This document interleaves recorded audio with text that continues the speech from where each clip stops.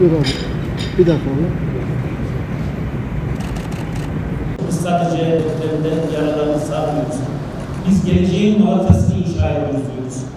124 bin bağımsız bölüm. Yani sadece Doğanşehir'de 7.828 konut yapılıyor.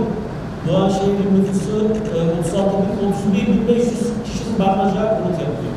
Yeni bir Doğanşehir için. Yani biz yeni bir Malatya, geleceğin Malatya'sını inşa ediyoruz derken aslında şunu ifade ediyoruz.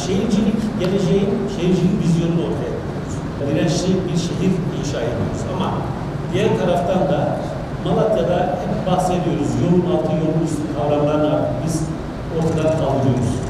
Taşdere'yi görmüşsünüzdür, Şehit Feyzi'yi görmüşsünüz. Yani Cumhurbaşkanımızın kararlı bir liderlik ortaya koyması, Murat Kurum Bakanımızın da hakikaten çok yapıcı, pragmatik yapılarıyla, bizim de burada yerelde birlikte uyumlu bir şeyimizle Malatya çok kısa sürede ayağa kalktı aslında.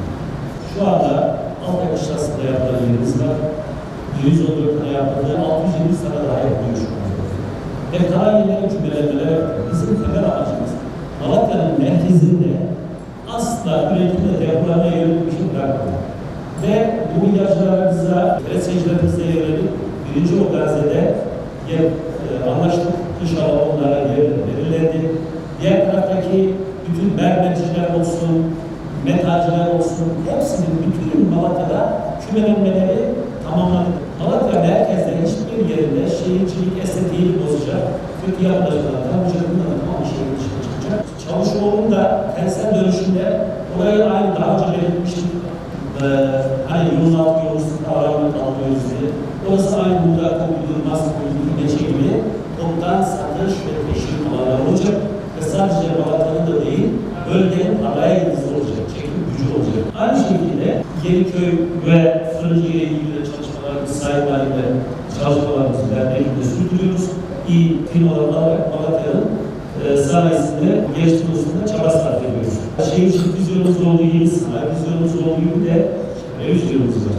Eski Malatya'daki arıtmamız tekrar çalışıyoruz ve artık sulara alıp tarımsal hizmetleri kullanmamızı tekrar arıtılıyor. Ayrıca İkizce'de şu anda 2.2 milyar değerinde bir arıtma yaptık.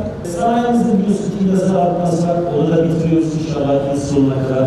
Hiçbir şey Malatya'da arıtılmadan doğaya deşarj edilmeyecek. Yarın arıtımı yaptık. Önümüzdeki günlerde ne var? Festivalimiz var. Ondan sonra dağ bisikletimiz var. Daha sonra satrançlarımız var. Hepsi uluslararası.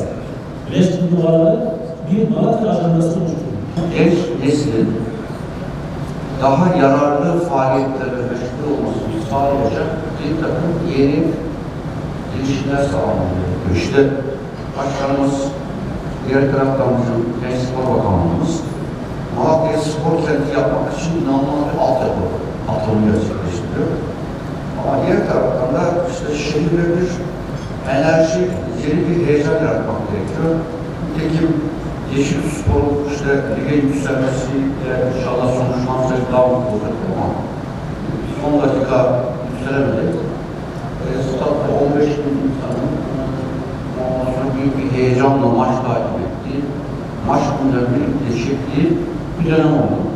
Malatya'nın işte bu efsane Malatya Spor diye herkesin dilinde doladığı yeni başlayan bir spor kulübünün bunun hiç olmasının önümüzdeki yıllarda üst liglere taşıyabilecek bir vizyon ile de buna bir omuz vermesi gereken bir süreç olduğunu düşünüyorum.